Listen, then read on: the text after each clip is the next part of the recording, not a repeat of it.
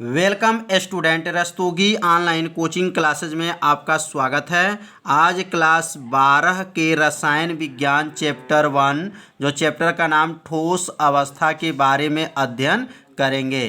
तो यह प्रतिदिन शाम को 7 बजे लाइव क्लास चलता है। आप सभी विद्यार्थी 7 बजे लाइव क्लास से जुड़िए और प्रतिदिन मेरे वीडियो को देखिए और एक अच्छे से नोट्स को तैयार कर लीजिए। आज का जो पढ़ाई होगा बहुत ही आईएमपी है, क्योंकि हर साल के पेपर में पूछा जाता है। तो इसमें से आज जो है अच्छे से तैयार कर लीजिए। 3 प्रश्न के बारे में आज अध्ययन करेंगे जो बहुत ही आईएमपी है। तो पहला आज हम लोग समझेंगे सरल एक कोष्ठिका एससीसी की संकुलन दक्षता कैसे गणना किया जाता है। एक एक लाइन को अपने कॉपी में नोट करते चलिएगा और अच्छे से चित्र को भी बना लीजिएगा। तो आज हम लोग पहला पढ़ेंगे सरल एक एक कोष्ठिका में। तो सबसे पहले देखेंगे ये जो आपका घन आकृति बना है, तो इसमें 2 जो गोले हैं उसके कोने पर हैं और दोनों गोले जो हैं एक दूसरे के क्या कर रहे हैं, स्पर्श कर रहे हैं। यहाँ से यहाँ तक जो देख रहे हैं, यहाँ से यहाँ तक ये क्या है, तो घन का जो है भुजा है। और यहाँ से यहाँ तक जो देखेंगे ये गोले की क्या है, त्रिज्या है। यहाँ से यहाँ तक गोले की क्या है, त्रिज्या है। तो गोले की त्रिज्या किससे दिखाते हैं, आर से। और यहाँ भी गोले की त्रिज्या क्या हो जाएगा, आर से। अब यहाँ से पूछा जाए घन का भुजा कितना है, तो घन का भुजा कितना होगा, तो आर प्लस आर दोनों को जोड़ लेंगे तो 2r जो है ये घन का क्या हो जाएगा, भुजा बन जाएगा। तो यहाँ पहले लिखेंगे माना,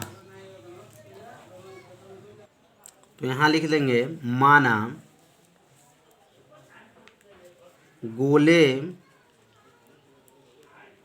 गोले का त्रिज्या, तो गोले की त्रिज्या इसमें क्या है, आर है।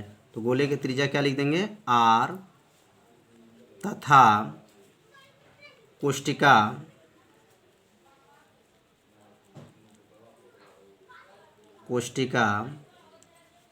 की कोर ए है।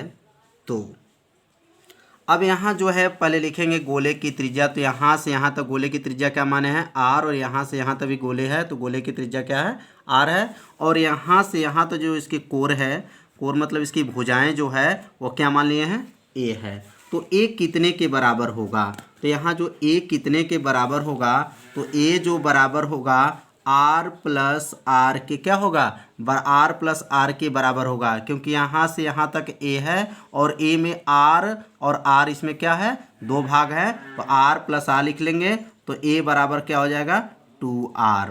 तो समझ में आ गया होगा कि ए बराबर क्या आ गया, 2r आ गया।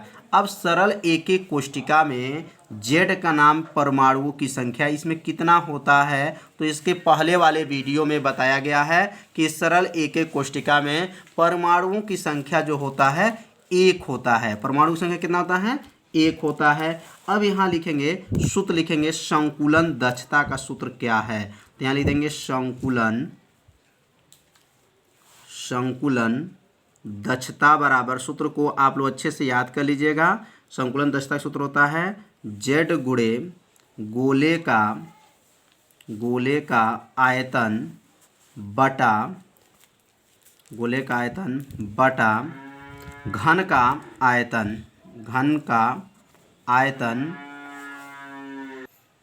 आयतन गुणे 100 होता है। ये किसका सूत्र है, तो संकुलन दक्षता का सूत्र होता है z गुणे गोले का आयतन बटा घन का आयतन गुणे 100। अब यहाँ मान भरेंगे। z का मान इसमें क्या होता है, तो सरल एक एक कोष्ठिका में z का मान 1 होता है तो 1 रख देंगे।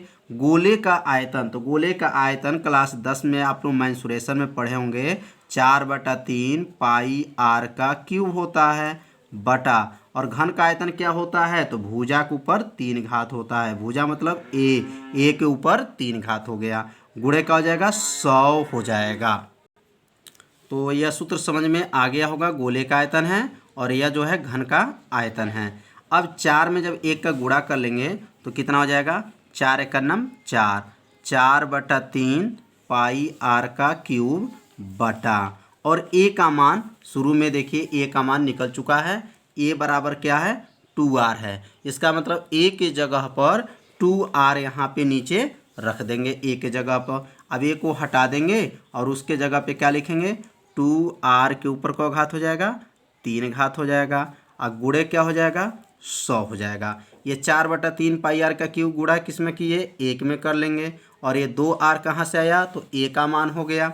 अब उसके बाद से अब आगे बढ़ेंगे तो 4/3 पाई आर का क्यूब गुणे 100 बटा में क्या है 2 का घन। जब 2 का घन करेंगे तो 2 दूना 4 दूना 8, यहाँ 8 हो जाएगा और आर का क्यू हो जाएगा। अब यहाँ चाहे तो आर का क्यू से आर का क्यू को क्या कर देंगे काट देंगे, आर का क्यू खत्म हो गया, कट गया। अब बचेगा क्या तो बचेगा क्या 4/3 बचेगा, पाई बचेगा, गुणे 100 बचेगा, बटा और नीचे का बचेगा 8 बचेगा। अब यहाँ जो है पाई का मान रख देंगे और यहाँ 8 किसके पास चला जाएगा तो 8 जो है 3 के पास चला जाएगा। 8 किसके पास जाएगा तो 3 के पास चला जाएगा, तब क्या हो जाएगा 4 गुणे 3.14 गुणे 100 बटा और नीचे 3 गुणे का हो जाएगा 3 गुणे 8 हो जाएगा। फिर इसके बाद से आगे बढ़ेंगे। अब इसमें जो है 100 से गुणा करेंगे 3.14 में और 4 का गुणा करेंगे, या 4 से 8 को काट सकते हैं। 4 दूना 8 कितने बार में गया है 2 बार में गया है। अब ये जब 100 से गुणा करेंगे 3.14 में तो इसका दशमलव का हो जाएगा हट जाएगा 314 हो गया, बटा और नीचे 3 दूना कितना हो गया 6 हो गया। अब 6 से जो है 314 में जब भाग कर देंगे तो आंसर कितना आ जाएगा तो 52.4%। तो ये किसका मान निकल गया तो एक सरल एक एक कोष्टिका SCC का संकुलन दस्ता कितना होता है तो याद रखिएगा 52.4% होता है। अपने कॉपी में इसे ज़रूर एक बार नोट करिए और इसे अच्छे से तैयार करिए, क्योंकि ऐसे क्वेश्चन जो है हर साल के पेपर में पूछा जाता है। अब हम अगला जो हम लोग पढ़ेंगे संकुलन दस्ता फलक केंद्रीय एक एक कोष्टिका का संकुलन दस्ता के बारे में अब अध्ययन करेंगे। अब फलक केंद्रीय घनी एक एक कोष्टिका इसको क्या कहते हैं FCC का संकुलन दक्षता की गणना करेंगे। तो अब यहाँ पे जो चित्र देख रहे हैं यह चित्र जो आकृति जो बना हुआ है वर्ग है, और इस वर्ग में यहाँ से ध्यान देंगे यहाँ से यहाँ तक जो देख रहे हैं इसमें जो विकर्ण है, विकर्ण में ध्यान देंगे इसमें 3 गोले हैं, एक गोला है, 2 गोला है और 3 गोला है। तीनों गोला का नाम क्रमशः क्या लिखा गया है ए है, या बी है और सी है। तो यहाँ ए का जो त्रिज्या क्या है तो आर होगा, और बी जो है पूरा गोला है इसके बीच में है तो इसलिए इसमें टोटल का मान व्यास लेंगे, व्यास का मतलब 2r लिया जाएगा, और इसमें जो है केवल r का मान लेंगे। तो यहाँ से और यहाँ तक r और यहाँ से यहाँ तक 2r और यहाँ से यहाँ तक r, तो इसका मतलब टोटल कितना हमारा हो जाएगा 4r होगा। कितना होगा 4r यहाँ से लेकर के वर्ग का क्या हो जाएगा यह विकर्ण होगा। तो सबसे पहले लिखेंगे माना, क्या लिखेंगे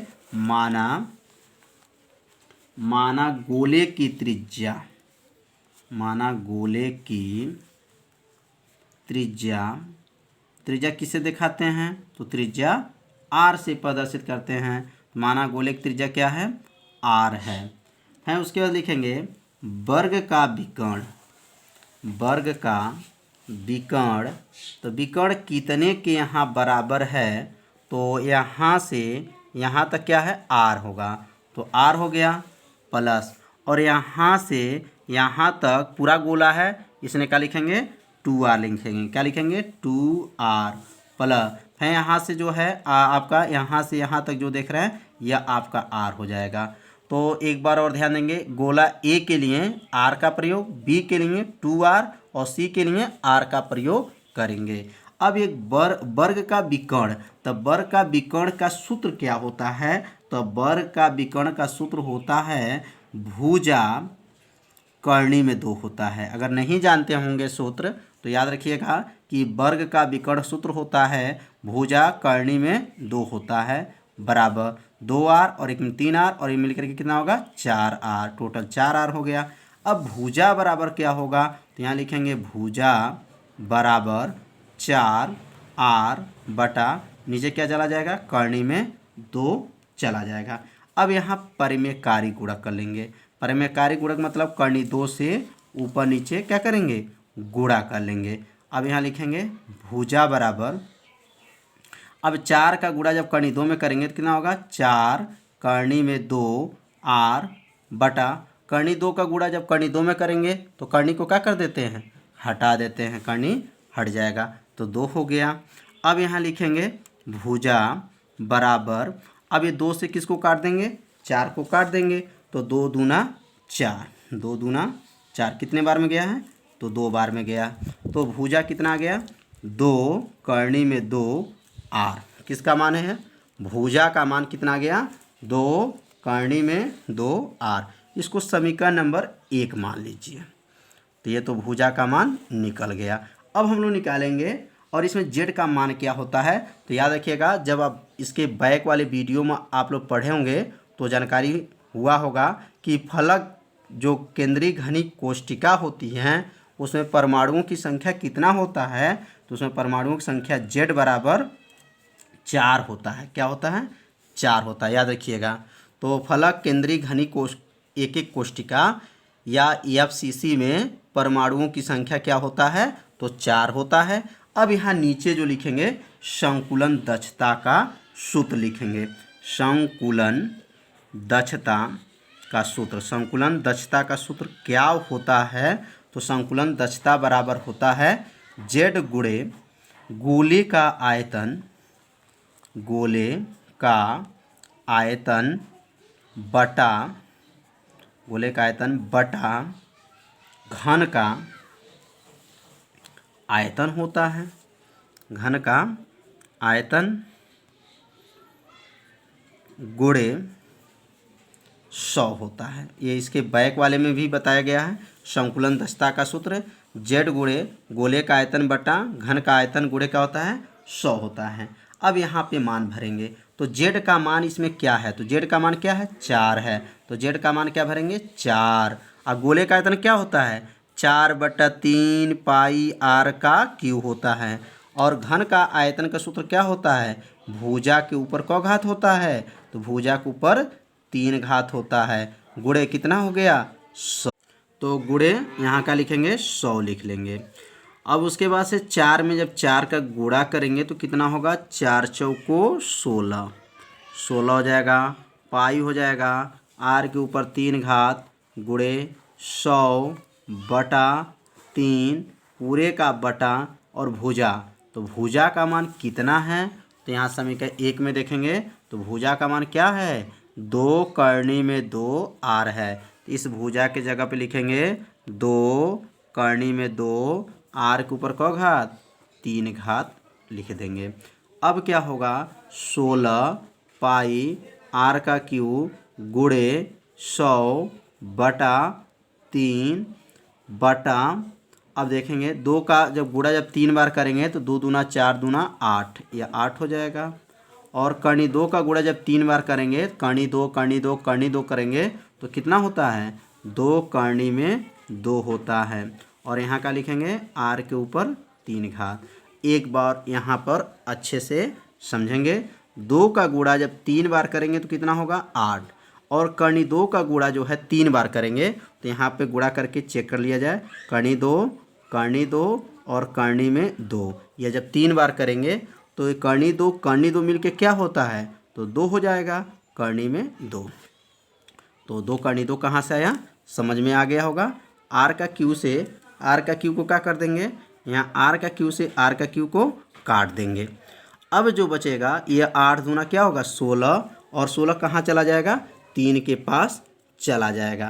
तो अगला लाइन लिखेंगे बराबर 16 पाई गुणे 100/3, यहाँ 3 लिखेंगे गुणे, यह कहा जाएगा 8 दूना 16, 16 कर्णी में 2।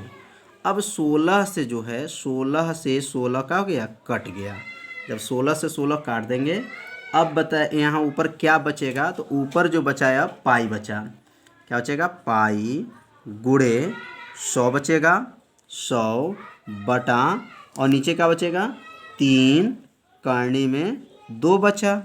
अब जो है इसमें मान भरेंगे, तो पाई का मान कितना होता है, तो पाई का मान 3.14 होता है, गुणे का हो जाएगा 100 बटा और नीचे लिखेंगे 3 करनी 2 का मान क्या होता है, तो 1.41 होता है।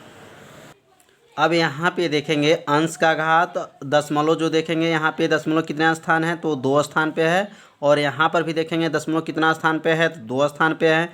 जब दोनों का स्थान आपस में क्या हो बराबर हों तो दशमलव को क्या करते हैं हटा देते हैं। तो यहाँ नीचे लिखेंगे बराबर 314 गुणे 100 बटा और नीचे हो जाएगा यहाँ पे 3 गुणे 141।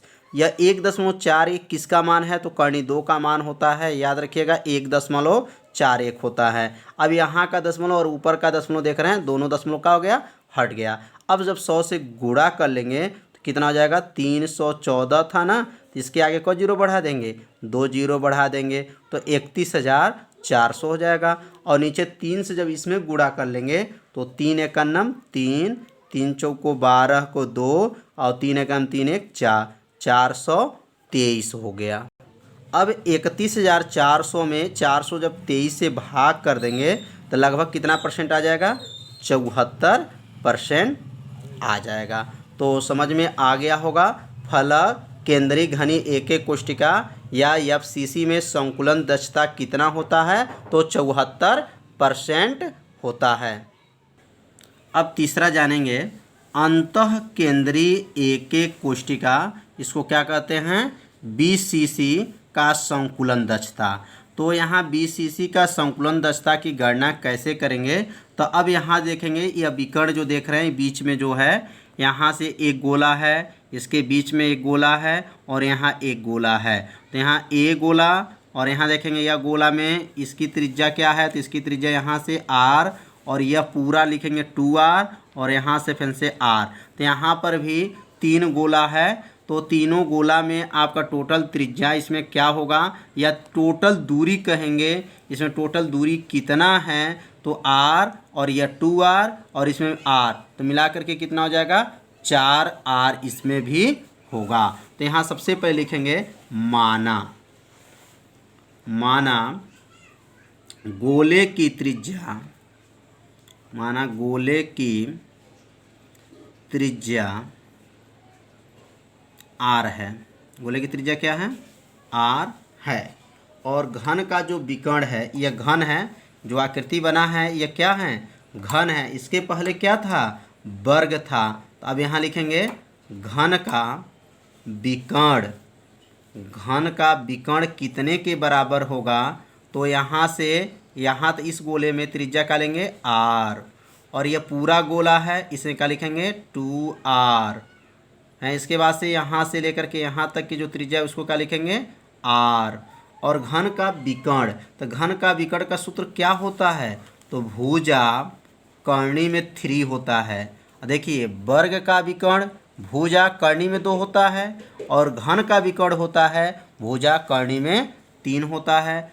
टोटल को जोड़ेंगे तो कितना r हो जाएगा 4r है। इसके बाद क्या लिखेंगे भुजा बराबर, अब यहाँ क्या होगा 4r बटा कर्णी में 3।